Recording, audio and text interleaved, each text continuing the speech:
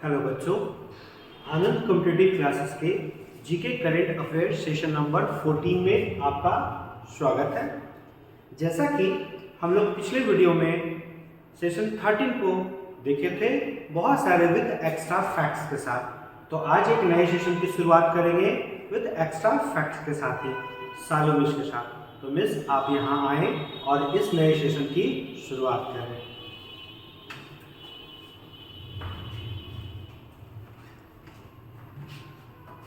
तो चलिए स्टार्ट करते हैं सेशन नंबर 14।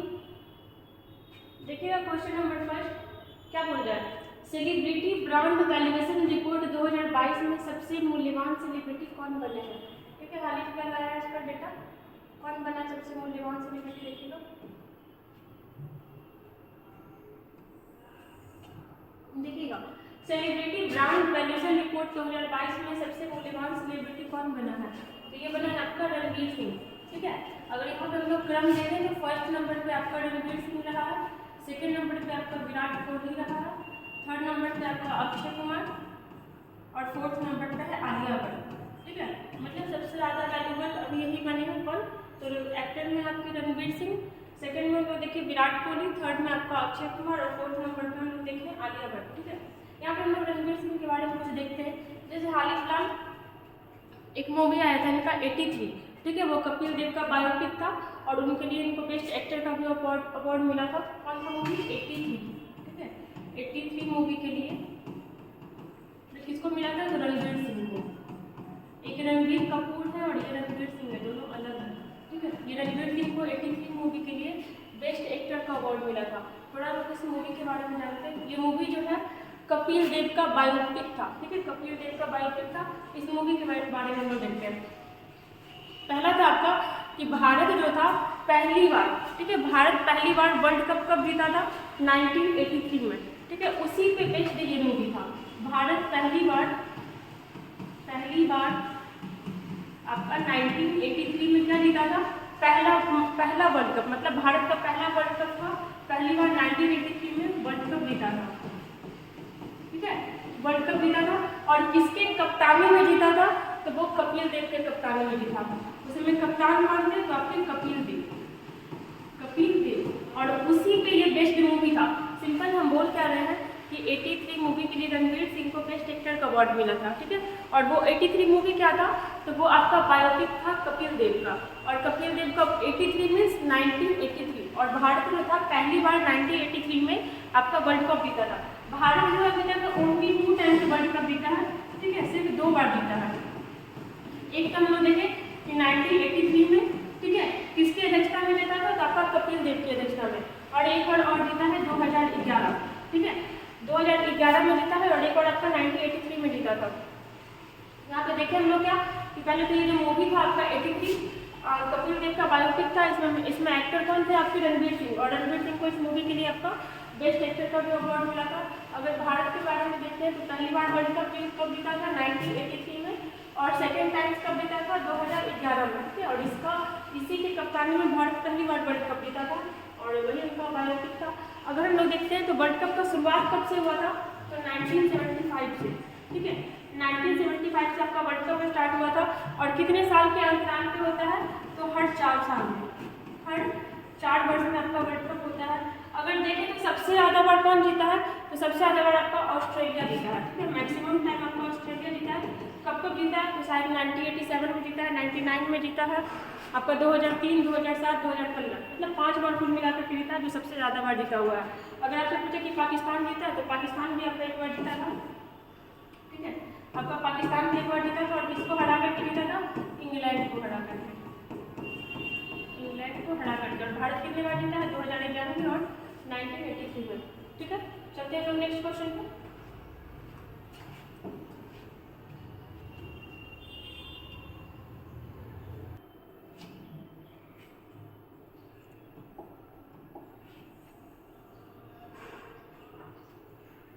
देखिए क्वेश्चन नंबर 2, एशियाई बिलियर्ड्स चैंपियनशिप कप का खिताब किसने जीता है। ठीक है, अगर भारत में आता है कभी भी बिलियर्ड्स चैंपियनशिप का, तो मैक्सिमम टाइम आपका उम्मीद होता है कि आंसर यही होगा, पंकज आडवाणी। ठीक है, पंकज आडवाणी जो है एशियाई बिलियर्ड्स चैंपियनशिप का खिताब जीते हैं। और कितनी बार जीत चुके हैं, तो ये इनका 9th टाइम है। 9 बार जीत चुके हैं।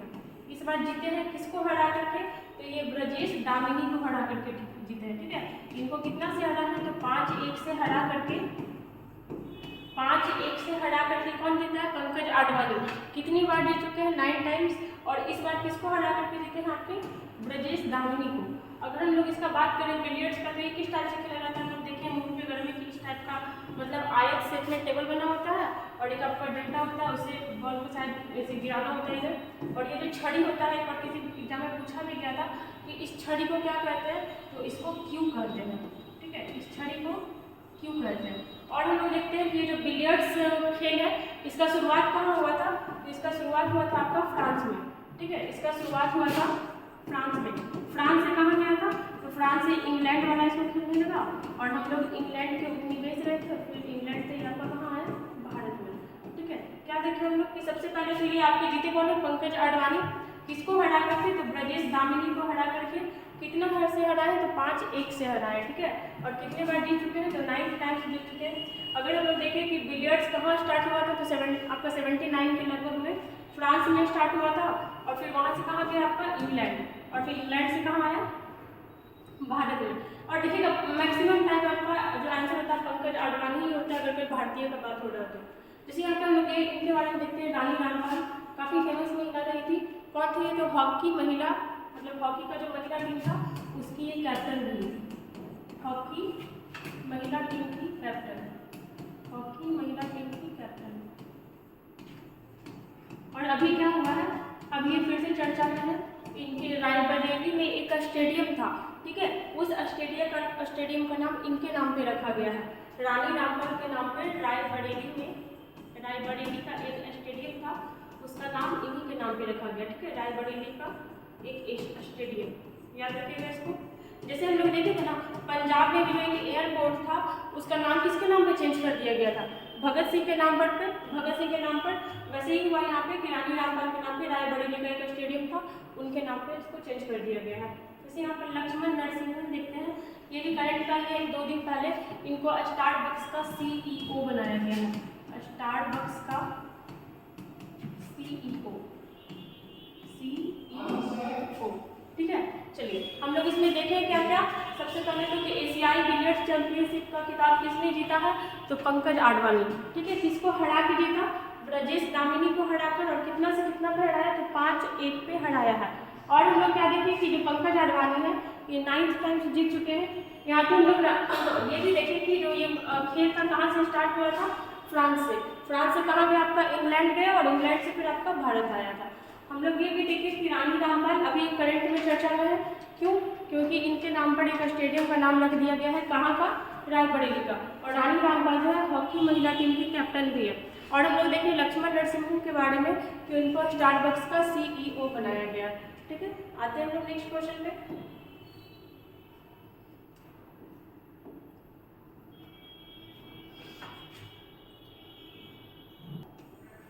देखिएगा क्वेश्चन नंबर 3, किसे केरल के सर्वोच्च नागरिक सम्मान से सम्मानित किया गया है।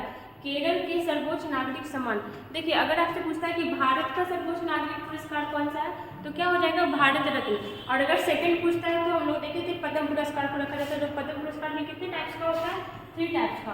तो सेम ऐसे ही क्या किया है, केरला भी अपना एक ऐसे ही अवार्ड स्टार्ट किया, जिसको नाम क्या दिया है, केरल पुरस्कार। ठीक है, केरल।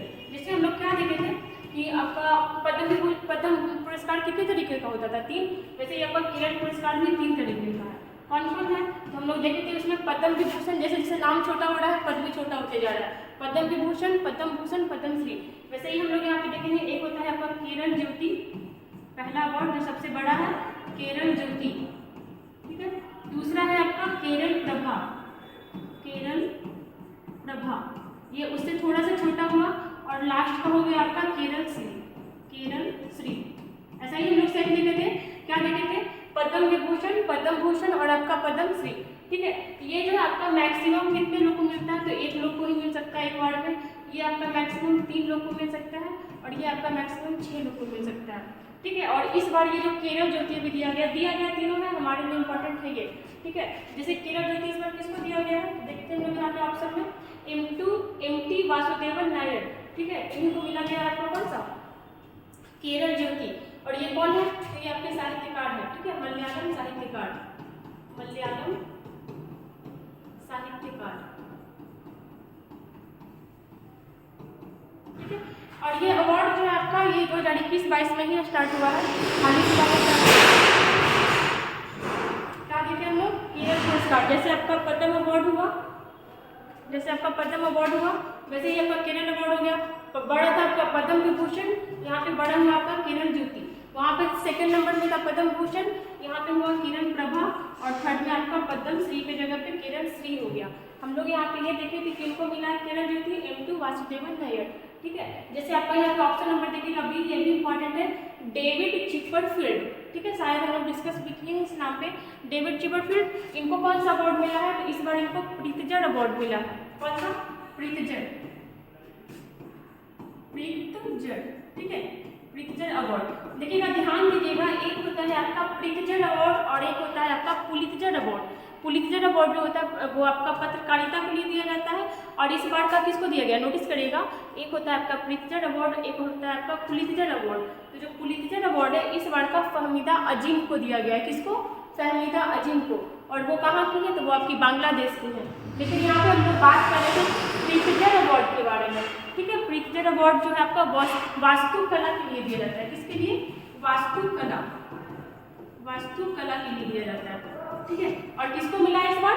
डेविड चिपरफील्ड को, ठीक है। यहाँ पे ये इस ऑप्शन से तो आप लोग वाकिफ होंगे, ये जो आपका शिव शंकरी, 2 दिन से हम लोग इसके बारे में देख रहे थे कि शिव शंकरी, तो ये कौन है? ये एक महिला है, और इस बार इनको सरस्वती सम्मान मिला है, ठीक है। 32वें नंबर का सरस्वती को सम्मान इनको मिला है, सरस्वती सम्मान, ठीक है। किस बुक के लिए मिला था? बार बार नहीं लिखेंगे, क्या देखे थे? सरस्वती सम्मान कौन देता है? के बिरला फाउंडेशन, 1991 से दिया जा रहा है। इस बार शिव शंकरी को मिला है। बुक का नाम क्या है?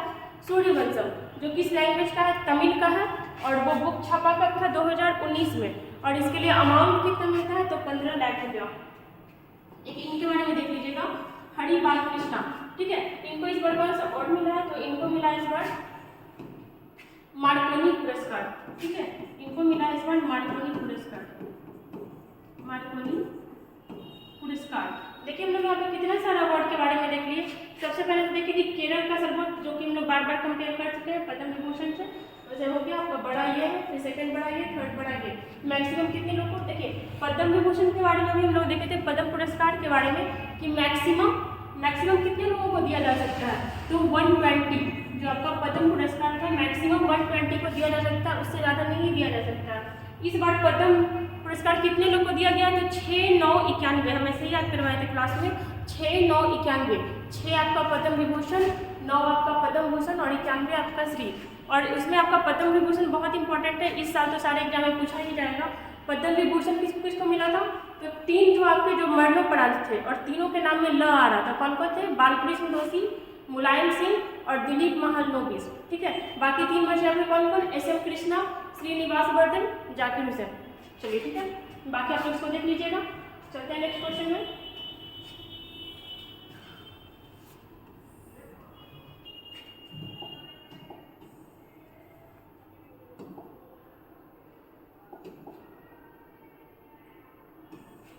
देखिए क्वेश्चन नंबर 4, हाल ही में कहाँ स्टैचू ऑफ नॉलेज की स्थापना को मंजूरी दी है? मतलब लगभग मूर्ति बन गया है, अब क्या होगा? इनॉग्रेशन होगा उसका। किसका? Statue of knowledge. तो ये पहले तो ये स्टैचू है किसका? ये मूर्ति है आपका बाबा साहब अम्बेडकर का, ठीक है। किसका? बाबा साहब अम्बेडकर, भीमराव अम्बेडकर, ठीक है, भीमराव अम्बेडकर, भीमराव अम्बेडकर, ठीक है। किसका मूर्ति है? तो भीमराव अम्बेडकर का है। और कहाँ बनाया जा रहा है? तो महाराष्ट्र के लातूर जिले में, ठीक है, महाराष्ट्र के लातूर जिले में बनाया जा रहा है स्टैचू ऑफ नॉलेज। और है किसका? तो आपका भीमराव अम्बेडकर का है, ठीक है। और लोग देखते हैं जैसे भीमराव अम्बेडकर के बारे में, इनका जन्म कब हुआ था? तो 14 अप्रैल 1891, ठीक है, 14 अप्रैल 1891 को इनका जन्म हुआ था। और इनकी मृत्यु कब हुई थी? और इनकी मृत्यु हुई थी आपकी 1955 में, ठीक है, 1955 6 दिसंबर, ठीक है, 6 दिसंबर 1955। ऐसे याद रखिएगा, संविधान हमारा 1950 में लागू हुआ और 19 95 में इनका क्या वेडिंग हो गया, ठीक है। इनका समाधि स्थल से क्वेश्चन पूछ जाता है कि इनका समाधि स्थल को क्या कहा जाता है, बताइएगा। इनका समाधि स्थल आपका कहलाता है चैत्य भूमि, ठीक है, चैत्य भूमि। और ये है कहाँ, तो ये है आपका मुंबई में, चैत्य भूमि आपका मुंबई में है। हाँ, एक चीज अगर आपसे पूछे कि ये जो भीमराव अम्बेडकर है किस धर्म के थे, ठीक है, थे तो आपके हिंदू धर्म के, लेकिन बाद में ये बौद्ध धर्म को फॉलो करने लगे थे, बौद्ध धर्म को ये फॉलो करते थे। और जैसे हम लोग देख सकते हैं पूना पैक्ट किसके बीच हुआ था, तो भीमराव अम्बेडकर और कौन, महात्मा गांधी के बीच ही हुआ था आपका पूना पैक्ट। यहाँ पे देखते हैं हम लोग पूना पैक्ट, ठीक है, पूना पैक्ट किनके बीच हुआ था, तो भीमराव अम्बेडकर और महात्मा गांधी के बीच हुआ था, महात्मा गांधी, ठीक है। कब हुआ था ये इंपॉर्टेंट है, डेट इसका ईयर पूछ लेता है, कब हुआ था, तो 24 सितंबर 1932, ठीक है, 24 सितंबर 1932 में क्या हुआ था आपका, भीमराव अम्बेडकर और महात्मा गांधी के बीच आपका पूना पैक्ट हुआ था। क्या देखें हम लोग यहाँ पे कि पहले जो स्टैचू ऑफ नॉलेज है किसका, तो भीमराव अम्बेडकर का मूर्ति है, जिसका इनॉग्रेशन होने वाला है, कहाँ होगा, तो महाराष्ट्र के नागपुर में। पूना पैक्ट के बारे में हम लोग देखें, इनका जन्म देखें 14 अप्रैल 1891 में हुआ था और इनकी मृत्यु कब हुई थी, 6 दिसंबर 1955 को। इनका समाधि स्थल क्या कहलाता है, चैत्य भूमि। और ये कौन से धर्म को फॉलो करने लगे थे बाद में, बौद्ध धर्म को। आपको इनके बारे में हम लोग देखेंगे ना, जैसे संविधान का जनक किसको कहा जाता है, इनको कहा जाता है प्रारूप समिति। प्रारूप समिति मतलब जो संविधान का प्रारूप था, बनाया कौन था, बनाए थे आपके BN राव, बेनेगल नरसिंह राव, लेकिन प्रारूप समिति का अध्यक्ष जिसको बनाया गया था, भीमराव अम्बेडकर को। जैसे लोग यहाँ पे कुछ और मूर्ति के बारे में देखते हैं, जैसे हनुमान जी का 108 फीट ऊंचा मूर्ति, 108 फीट ऊंची मूर्ति, और वो भी किसका, हनुमान जी का। कहाँ बनाया गया है हनुमान जी का, तो ये बनाया गया आपका मोरबी, ठीक है। मोरबी कहाँ पड़ता है, तो ये आपका गुजरात में, मोरबी गुजरात में। गुजरात में एक और बहुत बड़ा मूर्ति है जो भारत का समझिए एक पहचान ही है, स्टैचू ऑफ यूनिटी। किसका मूर्ति है, तो सरदार वल्लभ भाई पटेल का है। और कहाँ है आपका, गुजरात में। उसके डिजाइन कौन बनाया था, रामजी सुतार। एक चीज़ हम लोग और देख सकते हैं, जैसे आपका कनाडा में भी आपका इधर हाल ही फिलहाल वल्लभ भाई पटेल का मूर्ति बनाया गया था, ठीक है। कनाडा में किसका मूर्ति बनाया गया था, वल्लभ भाई पटेल का, वल्लभ भाई पटेल। जैसे अभी देखिए आपके बिहार के ही बोध गया में क्या बन रहा है, तो महात्मा बुद्ध के शयन मुद्रा में, ठीक है, जो भी मूर्ति बनता है मैक्सिमम खड़ा या फिर बैठा हुआ बनता है, लेकिन शयन मुद्रा में मतलब लंबाई के रूप में सबसे लंबा मूर्ति बन रहा है गौतम बुद्ध का। और कहाँ बन रहा है आपका, तो ये आपका बोध गया में बन रहा है। जैसे जम्मू कश्मीर, यहाँ पे आपका जम्मू कश्मीर में भी, यहाँ पे तो कोई खास मूर्ति नहीं है, एक था आपका स्टैचू ऑफ पीस, ठीक है। स्टैचू ऑफ पीस आपका कहाँ है, राजस्थान में। यहाँ पे देखते हैं statue of peace, statue of peace मतलब शांति का प्रतीक है, ये कहाँ है, तो आपका राजस्थान में, ठीक है। एक हम लोग करेंगे ना क्या, बहुत सारा मूर्ति इधर बना है, तो सारे मूर्ति को कलेक्ट करके एक ही वीडियो बना लेंगे, ठीक है। चलते हैं नेक्स्ट क्वेश्चन है।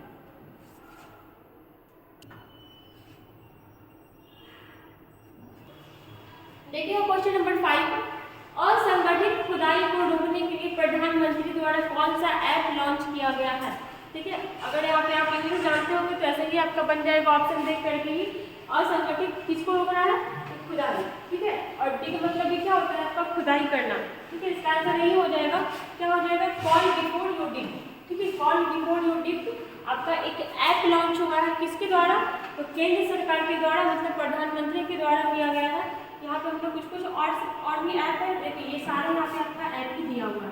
इसके बारे में देखते हैं, बीच विजिल ऐप। बीच मतलब वो हो गया आपका समुद्र के किनारे वाला, ठीक है। और ये कहाँ का ऐप है, तो ये है आपका गोवा का, ठीक है, गोवा का। और हम लोग जैसे देखते हैं ACB 14400, ये क्या है, तो ये भी आपका ऐप है। और ये कहाँ का है, तो आंध्र प्रदेश का है, आंध्र प्रदेश का। और किस चीज़ से रिलेटेड है, तो भ्रष्टाचार से रिलेटेड है, मतलब भ्रष्टाचार को रोकने के लिए, भ्रष्टाचार से रिलेटेड है। जैसे एम्बर अलर्ट जब ये आया था तो काफी चर्चा में रहा था, ये कौन सा, ये कहाँ का आया था, तो इंस्टाग्राम, ठीक है, इंस्टाग्राम लाया था ये, इंस्टाग्राम। और किस चीज के लिए आया था, तो लापता बच्चे को ढूंढने के लिए, ठीक है, लापता बच्चों से रिलेटेड था ये, उनको ढूंढने के लिए इस ऐप को लॉन्च किया गया था। नाम क्या था इसका, एम्बर अलर्ट, ठीक है। जैसे संभव पोर्टल देखते हैं, तो ये आपका तो आपका यूपी से है, ठीक है। और हम लोग देखते हैं ये संभव पोर्टल रिलेटेड किससे है, तो ये बिजली से रिलेटेड है, ठीक है। बिजली शिकायत वगैरह से करने से रिलेटेड है, बिजली शिकायत, ठीक है। जैसे यूपी जब भी आता है तो हम देख ही लेते हैं कि यूपी से कौन अलग हुआ था, आपका उत्तराखंड, लेकिन उस समय उसका नाम उत्तराखंड नहीं था, क्या नाम था, जब चेंज हुआ था तो उत्तरांचल नाम था उसका। और कब अलग हुआ था, तो ये आपका अलग हुआ था 9 नवंबर 2000 को, ठीक है। और उस समय उत्तरांचल बना था। उत्तराखंड नाम कब हुआ, तो ये आपका 2007 में इसका नाम उत्तराखंड हुआ था। 2007 में इसका नाम क्या हो गया, उत्तराखंड। देखिए 2000 ईस्वी में तीन स्टेट टूट करके अलग हुआ था। 1 नवंबर को तो आपका एमपी से कौन सा टूटा था, छत्तीसगढ़। आपका 9 नवंबर को कौन किससे अलग हुआ था, तो आपका यूपी से उत्तराखंड, लेकिन उस समय उत्तरांचल था। और हम लोग क्या देखें कि बिहार से कौन सा अलग हुआ था, 15 नवंबर 2000 को बिहार से आपका झारखंड अलग हुआ था। यहाँ पे हम लोग देखें, यहाँ पे जैसे खुदाई, अगर इसका इंग्लिश हमको पता होता तो हम ये बना लिए होते, कॉल बिफोर यू डिग मतलब क्या होता है, खोदना। बीच विजिट के बारे में देखें कि ये गोवा का है, और अनुच्छेद 44 जो आपका समान सिविल संहिता का बात करता है वो आपका गोवा में लागू है, ठीक है। गोवा में आपका क्या है, लागू है। और हम लोग क्या देखें, आंध्र प्रदेश, अभी आंध्र प्रदेश का कैपिटल चेंज हुआ है, कहाँ बन गया है, विशाखापत्तनम। अगर आपसे पूछता है कि भारत का सबसे गहरा बंदरगाह कहाँ है, तो विशाखापत्तनम में है। और अगर पूछे कि सबसे बड़ा बंदरगाह कहाँ है, मुंबई। देखिए आंध्र प्रदेश बहुत बार अपना कैपिटल चेंज किया। सबसे पहले 1956 में जब आंध्र प्रदेश का गठन हुआ था, मतलब भाषाई आधार पर बनने वाला पहला राज्य था, उस समय इसका कैपिटल कहाँ था, कुर्नूल था। उसके बाद फिर कहाँ हुआ, फिर आपका हैदराबाद हुआ, उसके बाद फिर आपका अमरावती हुआ, और अब जाके विशाखापट्टनम। मीन्स 4 टाइम्स ये अपना कैपिटल चेंज कर सका है। एम्बर अलर्ट के बारे में देखें कि बच्चों से रिलेटेड है, खास के कैसे बच्चों, लापता बच्चों को ढूंढने से रिलेटेड है। और कौन लाया है, तो इंस्टाग्राम लाया है। और संभव पोर्टल के बारे में क्या देखें, यूपी सरकार द्वारा आपका बिजली शिकायत से रिलेटेड था, ठीक है। आते हैं नेक्स्ट क्वेश्चन पे। देखिए क्वेश्चन नंबर 6, शहीद दिवस कब मनाया जाता है। ऐसे देखिएगा तो भारत में 2-4 डेट ऐसा है जिससे शहीद दिवस मनाया जाता है। जैसे आपका ये भगत सिंह वाला एक हो गया, मतलब 23 मार्च को। एक आपका गांधी जी का जो मर्डर हो गया था, उस दिन को भी हम लोग शहीद दिवस के नाम से मनाते हैं। और भी 2-4 है, लेकिन जो इंपॉर्टेंट हम लोग यहाँ पे देखते हैं। शहीद दिवस कब मनाया जाता है, मतलब मनाया गया कब, मनाया गया आपका 23 मार्च को, ठीक है। 23 मार्च 1931 23 मार्च 1931 को क्या हुआ था, तो इस दिन भगत सिंह, राजगुरु और सुखदेव को फांसी दिया गया था। भगत सिंह, राजगुरु और सुखदेव, ठीक है, इनको क्या दिया गया था, फांसी दिया गया था। और इनको फांसी दिया क्यों गया था, तो देखिए इनको पकड़ा गया था, वो असेंबली भवन में क्या किए थे, बम फेंके थे। लेकिन उसके लिए फांसी नहीं दिया गया, फांसी दिया गया इनको वो जो आपका सॉन्डर्स का जो हत्या हो गया था उसके वजह से इनको फांसी दिया गया था। और हम लोग देखते हैं जैसे 30 जनवरी 1948, इस दिन क्या हुआ था, तो इस दिन आपका गांधी जी का मर्डर हो गया था। कौन मारा था उनको, नाथूराम गोडसे मारा था, गांधी जी का मर्डर हुआ था। और इस दिन भी हम लोग क्या मनाते हैं, शहीद दिवस मनाते हैं। 1947 को आपका देश आजाद हुआ था, और 1948 को गांधी जी की हत्या हो गई थी। जैसे हम लोग यहाँ पे और देखते हैं 21 मार्च, इस दिन क्या मनाते हैं, तो विश्व वन्य दिवस, ठीक है, आपका इस दिन मनाते हैं। और जैसे देखते हैं आपका 16 मार्च, इस दिन हम लोग देखते हैं टीकाकरण दिवस मनाया जाता है, टीकाकरण दिवस, ठीक है। और जैसे देखते हैं हम लोग यहाँ पे 22 मार्च, इसके बारे में बहुत बड़ा हम लोग देख चुके हैं, विश्व जल दिवस मनाया जाता है आपका। और क्या मनाया जाता है, बिहार दिवस मनाया जाता है। विश्व जल दिवस आपका कब मनाया जाता है, 22 मार्च को। और आपका बिहार दिवस भी मनाया जाता है आपका 22 मार्च को। 24 मार्च को हम लोग क्या देखे थे, तो आपका मनाया जाता है उस दिन टीबी डे, ठीक है। 24 मार्च को आपका टीबी डे मनाया जाता है, टीबी डे, ठीक है, वही आपका तपेदिक वाला। और जैसे हम लोग देखते हैं भगत सिंह, राजगुरु, सुखदेव, भगत सिंह का जन्म कब हुआ था, तो 1907 में हुआ था, ठीक है। और देखिए इन लोगों को फांसी जो था 23 मार्च को नहीं 24 मार्च को पड़ने वाला था, लेकिन ब्रिटिश सरकार डर करके क्या दिया था, पहले इनको मतलब 23 मार्च को ही फांसी दे दिया था। भगत सिंह, सुखदेव, राजगुरु, इनका भी जन्म आपका 1907 में हुआ था, और इनका जन्म आपका 1908 में हुआ था, ठीक है। चलिए चलते हैं और कुछ देख लीजिए। जैसे आपका 3 मार्च को क्या मनाया जाता है, विश्व वन्यजीव दिवस, विश्व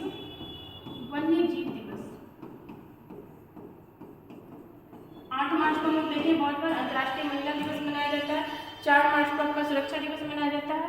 1 मार्च को शून्य भेदभाव दिवस मनाया जाता है। ठीक है, चलते हैं नेक्स्ट क्वेश्चन पे। एक सेकेंड और देखिएगा, जैसे आपको अगर आपसे पूछे कि स्वतंत्रता संग्राम में सबसे पहले किसको फांसी दिया गया था, मतलब जब भारतीय लोग जब अंग्रेज से भिड़ने लगे थे तो सबसे पहले किसको फांसी दिया गया था, तो वो थे आपके मंगल पांडे। ठीक है, 1857 में उनको क्या किया था, फांसी दे दिया गया था। मतलब स्वतंत्रता आंदोलन में सबसे पहले फांसी किसको दिया गया था, अगर ये क्वेश्चन आता है तो हो जाएगा आपका मंगल पांडे। ठीक है, लेकिन अगर आपसे पूछता है कि सबसे कम उम्र में फांसी पाने वाला स्वतंत्रता सेनानी कौन था, सबसे कम उम्र में, तो आपका हो जाएगा 1908 में इनको दिया गया था खुदीराम बोस। खुदीराम बोस। अगर आपसे सबसे पहले किसको पढ़ा था तो मंगल पांडे को, और 1908 में सबसे कम उम्र का लड़का था, 17 साल का लड़का था ये खुदीराम बोस, इनको फांसी दे दिया गया था। और ये भी किसी को बम से उड़ा दिए थे। ठीक है, उसी वजह से हुआ था। देखिएगा नेक्स्ट क्वेश्चन है,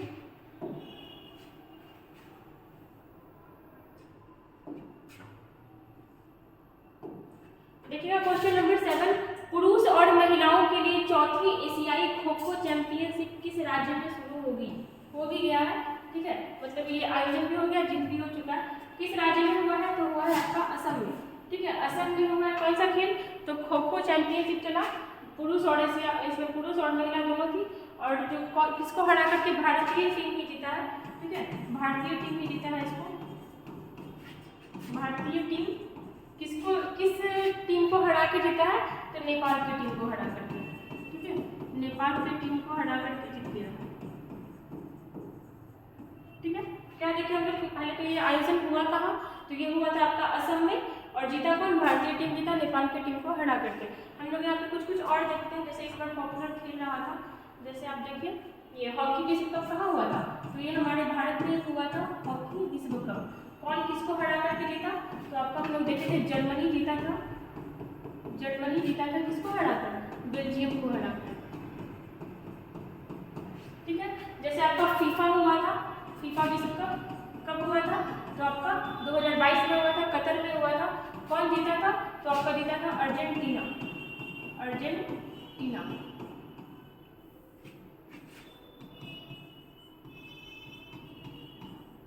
अर्जेंटीना जीता था किसको हराकर, तो फ्रांस को हराकर।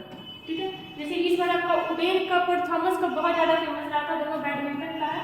ठीक है, बैडमिंटन का है आपका कौन कौन, तो आपका थॉमस कप। ठीक है, ये पुरुष का होता है, और एक होता है आपका उबेर कप, ये महिला का होता है। दोनों है आपका बैडमिंटन का ही, बट थॉमस कप होता है पुरुष का और उबेर कप होता है महिला का। थॉमस कप इस बार जीता था इंडिया। ठीक है, इंडिया जीता था, और किसको हराकर जीता था, इंडोनेशिया को हराकर। इंडोनेशिया। और अगर उबेर कप में देखते हैं तो जीता कौन था, साउथ कोरिया। ठीक है, किसको हराकर, तो जीता था आपका चाइना को हराकर। ठीक है, जैसे अगर ये इस बार जो भारत का एक पॉपुलर खेल रहा था 36वां राष्ट्रीय खेल। ठीक है, 36वां राष्ट्रीय खेल, सबसे पहले तो ये क्वेश्चन इसका ज़्यादा यही पूछा है कि 36वां राष्ट्रीय खेल खेला कहाँ गया था, तो गुजरात में हुआ था। ठीक है, 36वां राष्ट्रीय खेल हुआ था आपका गुजरात में, और जीता कौन था, तो सर्विसेज जीता था। सर्विसेज। ठीक है, सर्विसेज जीता था। जैसे और हम लोग क्या देख सकते हैं यहाँ पे, चलिए क्या क्या देखिए हम लोग, हॉकी विश्व कप कौन जीता, तो जर्मनी जीता, किसको हरा के, बेल्जियम को हराकर। फीफा कौन जीता था, तो अर्जेंटीना जीता था, फ्रांस को हराकर। बैडमिंटन का हम लोग टूर्नामेंट देखे कि थॉमस कप, जो किसका होता है, तो ये होता है मेल का, और उबेर कप होता है आपका फीमेल का। तो थॉमस कप कौन जीता था, इंडिया जीता था इंडोनेशिया को हराकर। और उबेर कप का देखिए कि साउथ कोरिया जीता था, किसको हराकर, चाइना को हराकर। कल हम लोग देखे थे कि साउथ कोरिया और नॉर्थ कोरिया के बीच कौन सा रेखा है, ये आपका नॉर्थ कोरिया, और ये हुआ आपका साउथ कोरिया। और इस रेखा को क्या कहते हैं, तो 38वीं समांतर रेखा। 38वीं समांतर रेखा। ठीक है, और हम लोग क्या देखें कि आपका 36वां राष्ट्रीय खेल कौन जीता था, सर्विसेज जीता था। और हुआ कहाँ था इसका आयोजन, गुजरात का हुआ, गुजरात में हुआ था। गुजरात में हम लोग देखते थे पांडुलिपि ग्रंथालय वहाँ बन रहा था। ठीक है, और अगर आपको पूछता है कि ताड़ के पत्तों का पांडुलिपि संग्रहालय कहाँ बना, तो वो आपका बना केरला में। ठीक है, जम्मू कश्मीर में हम लोग देखे थे क्या मिला था, तो आपका लिथियम का भंडार मिला। जम्मू कश्मीर के एलजी कौन है, मनोज सिन्हा। जम्मू कश्मीर का प्राचीन इतिहास किस बुक से मिलता है, तो कलम की राज तरंगिणी में। और अगर आपसे पूछता है कि कश्मीर का अकबर किसे कहा जाता है, तो वो हो जाएगा आपका जैनुल आबदीन। ठीक है, मणिपुर के बारे में हम लोग कल देखे थे कि यहाँ आपका तैरता हुआ राष्ट्रीय उद्यान है जिसका नाम क्या है, केबुल लेमजाओ। यही आपका लोकटक झील है। 1956 तक मणिपुर क्या था, यूटी था, और 1972 में क्या बन गया, ये राज्य बना। और नागालैंड के बारे में हम लोग देखे थे कि यहाँ पहली महिला विधायक बनी है। ठीक है, पहली महिला विधायक बनी है जिसका नाम क्या है, हेकानी जखालू। क्या नाम था, हेकानी जखालू। और यहाँ पे आपके सीएम कौन बने, नेफ्यू रियो। और आपके गवर्नर कौन है, ला गणेशन। ठीक है, नेक्स्ट क्वेश्चन में चलते हैं।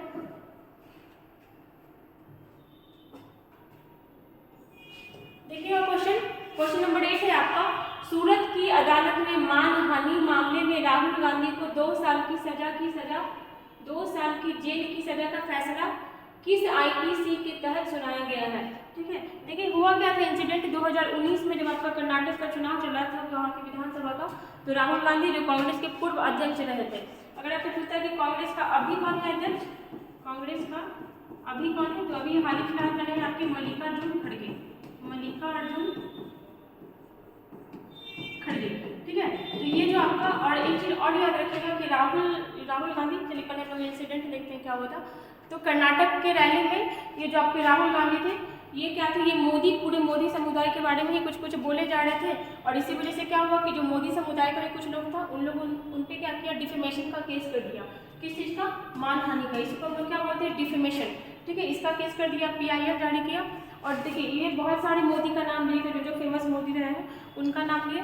और उसी में से एक आपका सूरत का विधायक रहा था। ठीक है, उस विधायक का भी नाम आता था मोदी के साथ ही, जैसे उनका नाम क्या था, प्रूनेश मोदी। ठीक है, ये क्या किया, ये आपका इन पे केस कर दिया, डिफेमेशन का केस लगाया। और फिर इसके बाद क्या हुआ, 2019 का ही केस था, और अभी जाकर के इसका फैसला आया 4 साल के बाद। तो हुआ क्या है कि अभी तो इन पे धारा लगा दिया गया है। आपका देखिएगा यहाँ पे 500 धारा थी और 499, दोनों धाराओं पे लगा दिया गया है। धारा 499 में क्या आपका बताता है कि डिफेमेशन, किस चीज़ को डिफेमेशन कहते हैं। और धारा 500 में है कि डिफेमेशन के तहत कौन कौन सा सजा दिया जा सकता है। अगर राहुल गांधी को सजा दिया जाता है तो होगा क्या कि इनको 2 साल तक पहले तो जेल में रखा जाएगा। 2 साल तक कहाँ रहेंगे, 2 साल तक जेल में, और उसके बाद फिर प्लस 6 साल के लिए इनका सदस्यता रद्द कर दिया जाएगा। 6 साल के लिए इनका सदस्यता रद्द, मतलब समझिए कुल मिलाकर के इनका 8 साल खराब होगा। 2 साल तक तो जेल में ही रहेंगे और आपका 6 साल तक इनका सदस्यता रद्द होगा। अगर आपसे पूछता है कि ये राहुल गांधी अभी सांसद हैं, तो हैं सांसद, और कहाँ से हैं, तो केरल के वायनाड से है। केरल के वायनाड से, मतलब अगर इनको सजा हो जाता है, अगर इनको जेल हो जाता है, तो इनका ये सीट खाली हो जाएगा। खाली होगा सो होगा, 2 साल के बाद अगर ये जेल से बाहर आते हैं तो 6 साल तक इनको कोई भी चुनाव भी नहीं लड़ सकते हैं। यहाँ पे आंसर आपका क्या हो जाएगा, A+B।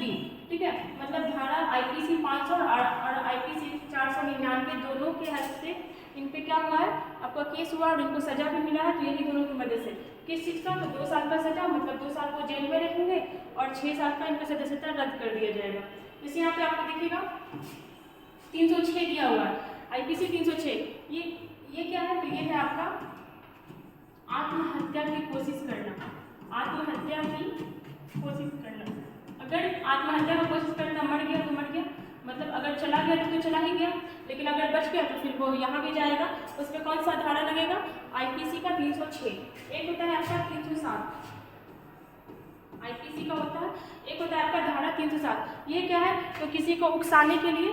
ठीक है, जैसे आपके यहाँ पर हम लोग 306 देखें, 307 हम लोग देखते हैं यहाँ पे 307।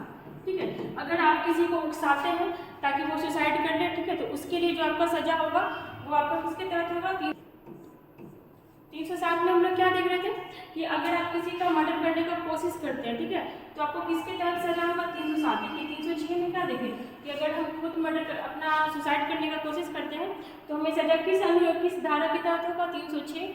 लेकिन अगर हम किसी का मर्डर करने का कोशिश करते हैं तो किस धारा के तहत हमको सजा होगा, 307। ठीक है, मर्डर का कोशिश करना, मर्डर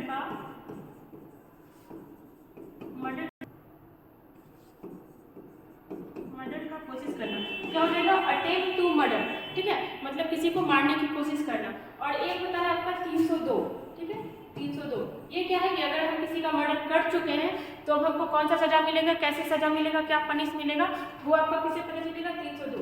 ठीक है, अगर हम किसी का मर्डर कर चुके हैं, मर्डर कर चुके हैं।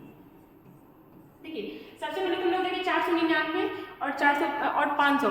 499 में आपका ये डिफिनेशन देता है डिफेमेशन का, कि डिफेमेशन क्या है, किसको डिफेमेशन कहेंगे। डिफेमेशन मतलब क्या हो गया, किसी की प्रतिष्ठा को हनन करना, किसी के बारे में कुछ अपशब्द बोलना। अभी ये तो राहुल गांधी का ये जो आपका 2-3 मिनट का है स्टेटमेंट, वो काफ़ी वायरल भी हो रहा है कि वो बोले क्या थे, बार बार वो मोदी नाम का जिक्र किए थे, और उसी वजह से खुद मोदी जी तो नहीं किए, मोदी जी का भी नाम बहुत बार लिए थे, लेकिन मोदी जी तो कुछ PIL नहीं दाने किए।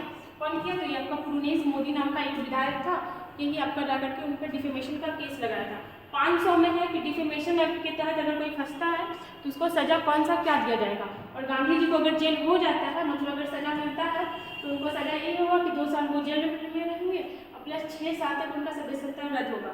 और अगर 6 साल तक सदस्यता रद्द होता है तो कहाँ से उनका रद्द होगा, तो अभी वो सांसद है केरल के वायनाड से। ठीक है, और हमें यहाँ पे देखिए कुछ धारा 306 में खुद सुसाइड करने की कोशिश करना, अगर बच गए तो फिर आप जाइएगा इधर से भी। 307 में क्या देखिए, मर्डर का कोशिश करना, मतलब अटेम्प्ट टू मर्डर, किसी का मर्डर करने का कोशिश करना, उससे आपको सजा किससे मिलेगा, 307 से। और 302 वो क्या है कि अगर आप किसी का मर्डर कर चुके हैं तो फिर आपको क्या सजा मिलेगा। ठीक है, नेक्स्ट क्वेश्चन में चलता है।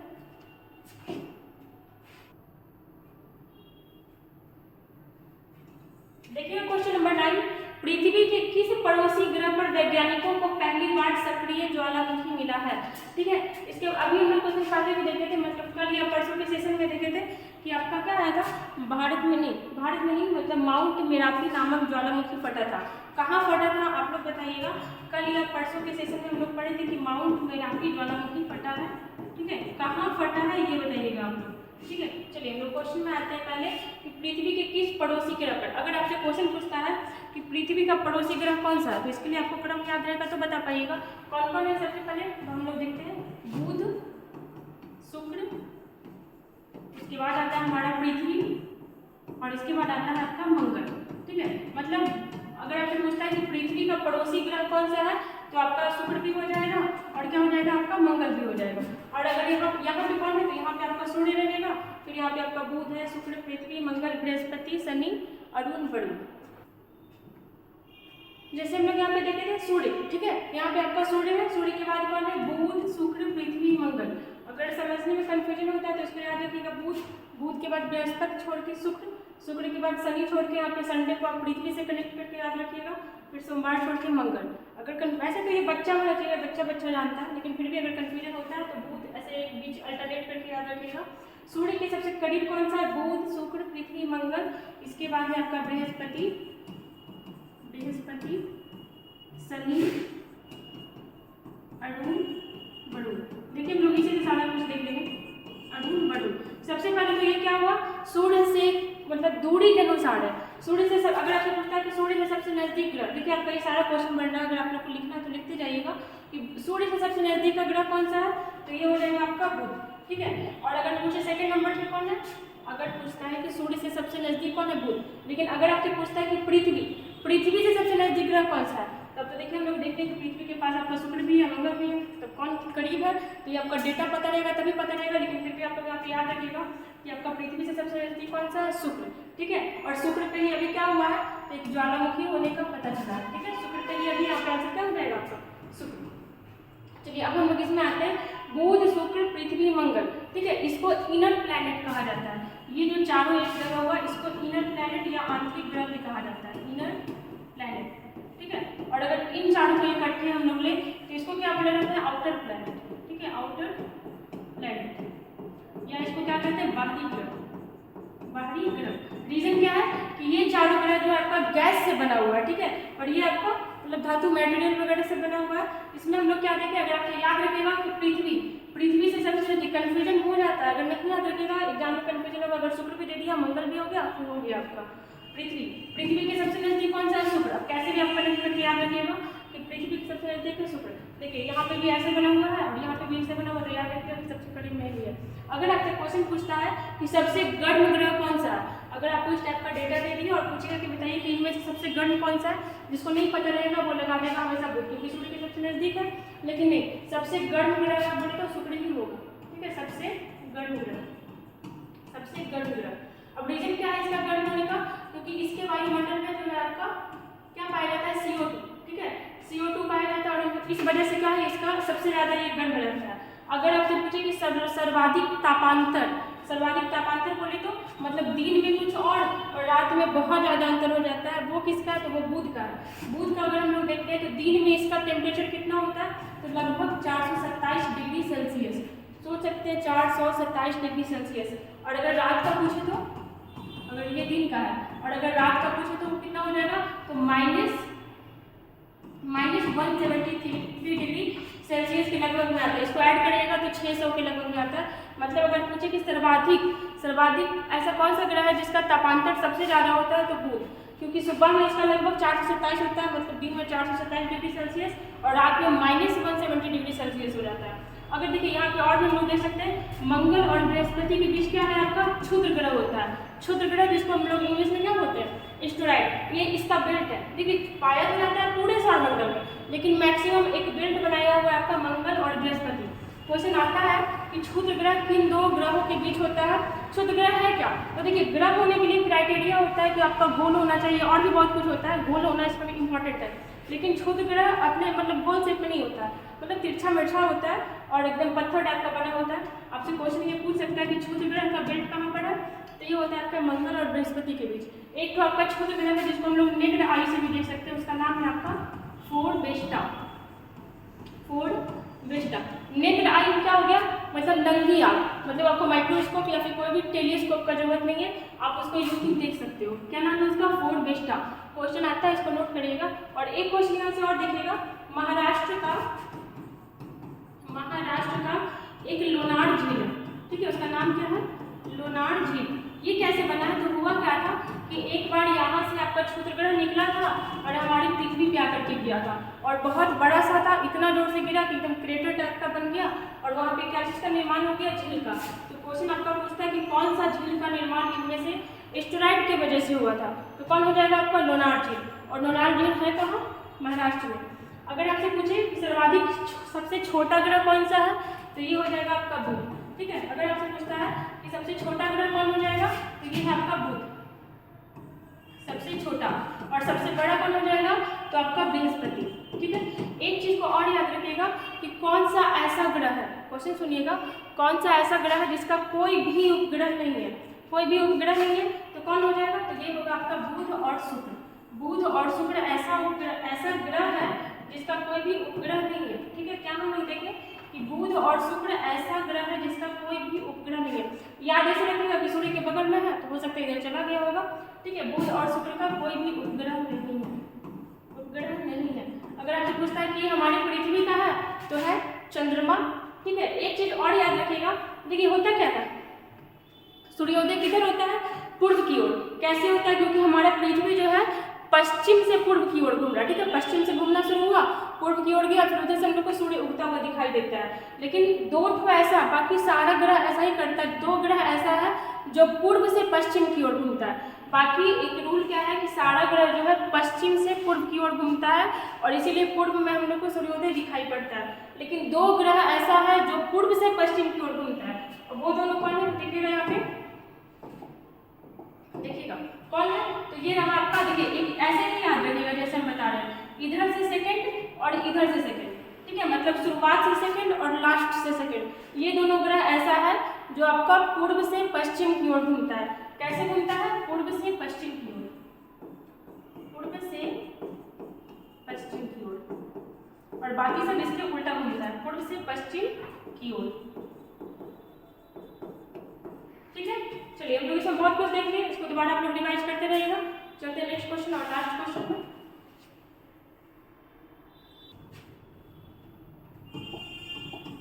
देखिएगा क्वेश्चन नंबर 10, संघाई सहयोग संगठन के वर्ष 2023 का शिखर सम्मेलन कहाँ होगा, ठीक है। देखिए इस बार भारत बहुत सारे सम्मेलन का आयोजन कर रहा है, जैसे हम लोग देखे थे G20 का कर रहा है, ठीक है, सैफ का करेगा, कल ही परसों देखे थे, और किसका कर रहा है आपका SCO का भी कर रहा है। और इस साल आपका हॉकी का भी कहाँ हुआ था, तो हमारी इंडिया में ही हुआ था हॉकी का, ठीक है। और आप लोग बताइएगा कमेंट में अगर मेरा आपको छूट गया होगा तो, ठीक है। G20 का आपका, सैफ का, SCO का एंड हॉकी का, ठीक है। तो ऐसे ऐसे तो हम लोग को पता ही चल गया कौन सा कर रहा है, तो भारत। संघाई सहयोग संगठन के वर्ष 2023 का शिखर सम्मेलन कहाँ होगा, भारत में। अगर हम लोग देखते हैं इसके पहले 2022 में कहाँ हुआ था, तो ये हुआ था आपका समरकंद में। और समरकंद किसका कैपिटल है, तो ये है आपका उज्बेकिस्तान का, ठीक है, उज्बेकिस्तान का। चलिए हम यहाँ पे देखते हैं SCO के बारे में थोड़ा। संघाई सहयोग संगठन देखिएगा SCO, ठीक है। पहले हम देखिएगा कि SCO का स्थापना कब हुआ था, तो ये हुआ था आपका जून 2001 में, ठीक है। जून 2001 में हुआ था। इसका मुख्यालय कहाँ है, देखिए अगर इसका क्वेश्चन भी पूछेगा तो क्या करेगा आपका, संघाई शहर है कहाँ का, चाइना का। और संघाई आपका 100% दे देगा ऑप्शन में, जिसको नहीं पता रहेगा वो गलती बना देगा। कब कहाँ है इसका मुख्यालय, तो ये है आपका बीजिंग, ठीक है, बीजिंग। और ये किसका कैपिटल है, तो चाइना का। और संघाई भी आपका कहाँ का शहर है, तो चाइना का ही शहर है। मुख्यालय कहाँ है इसका, बीजिंग में। और हम लोग इसे देखते हैं भाषा, मतलब इसी संगठन में कौन सा भाषा यूज होता है, तो हो जाएगा रूसी और चीनी, ठीक है। मतलब चाइना का लैंग्वेज और रसिया का लैंग्वेज। चाइना का लैंग्वेज कौन सा लैंग्वेज कहलाता है, मंडारिन, ठीक है। और हम लोग देखते हैं इसमें मेंबर कंट्री कितना है, मेंबर है आपका 8, ठीक है। मतलब 8 देश इसका मेंबर है। 8 कौन है, वो हमारे लिए इम्पोर्टेंट है। सबसे पहले अपने भारत का नाम लेते हैं, भारत, उसके बाद पाकिस्तान, फिर हो जाएगा आपका चाइना, भारत, पाकिस्तान, चीन, रूस, ठीक है। पहले छोटा छोटा नाम लिए हम लोग, भारत, पाकिस्तान, चीन, रूस। अब हम लोग चलते हैं मध्य एशिया वाले देश में, कजाकिस्तान, किर्गिस्तान,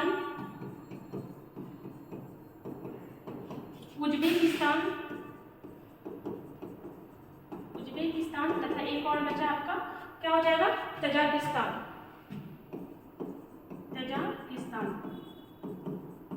देखिएगा क्या क्या हम लोग देखिए, भारत, पाक, चाइना, रसिया, कजाकिस्तान, किर्गिस्तान, उज्बेकिस्तान और तजाकिस्तान, ये 8 इसका मेंबर कंट्री है। हम लोग यहाँ पे क्या देखिए कि 2001 में इसका स्थापना हुआ था, लेकिन 2001 के पहले भी ये संगठन एग्जिस्ट करता था, लेकिन उस समय इसका नाम SCO नहीं था, संघाई सहयोग संगठन नहीं था। इसका नाम क्या था उस समय, मतलब 2001 के पहले, 2001 के पहले, ठीक है।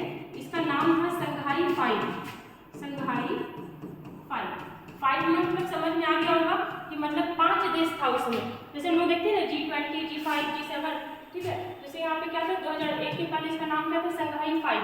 अब 2005 मतलब 1 के पहले इसमें कौन कौन सा देश था, तो वो हम लोग देख लेते हैं, रूस, चीन, ठीक है। 2 आपका क वाला, कजाकिस्तान, किर्गिस्तान,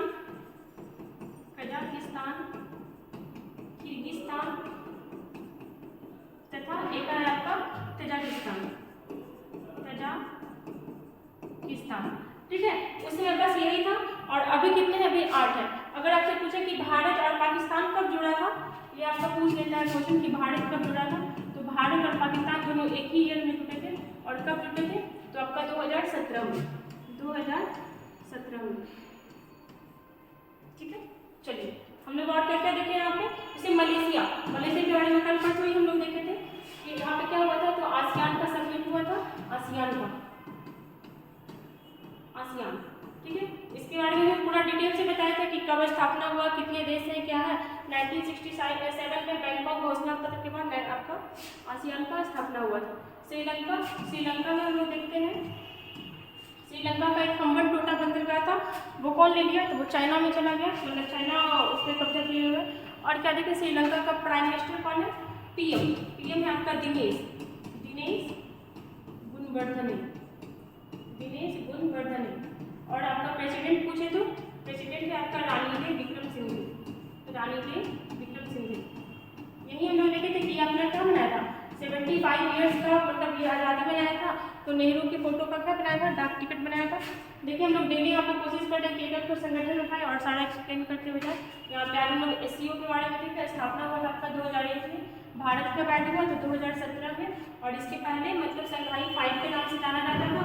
उसमें कौन था, रसिया, चाइना, कजाकिस्तान, किर्गिस्तान, तजाकिस्तान। इसके बारे में हम लोग देखे थे कजाकिस्तान और भारत के बीच आपका काजिन होता है, और हम लोग देखे थे उज्बेकिस्तान के साथ आपका डस्टलिक होता है, और किर्गिस्तान के साथ आपका खंजर होता है। ठीक है, यहाँ पे आपका खत्म हुआ। ठीक है, यहाँ पे हम लोग का 10 क्वेश्चन कंप्लीट हो गया। हम लोग यहाँ पे कोशिश करते हैं जितना ज़्यादा एक्स्ट्रा फैक्ट आप लोग को दे, और आप लोग इसको नोट्स बनाते जाइएगा तो हमको लगता है कि एक वीडियो से कम 50-60 क्वेश्चन कवर हो जाएगा, जो आगे आप लोग के लिए बहुत हेल्प भी करेगा। ठीक है, ऐसे ही कंटिन्यू हमारे साथ बने रहिए। अगर वीडियो अच्छा लगता है, काफ़ी मेहनत होता है इसके पीछे, अगर अच्छा लगता है तो लाइक करिए, सब्सक्राइब करिए और हमारे साथ बने रहिए।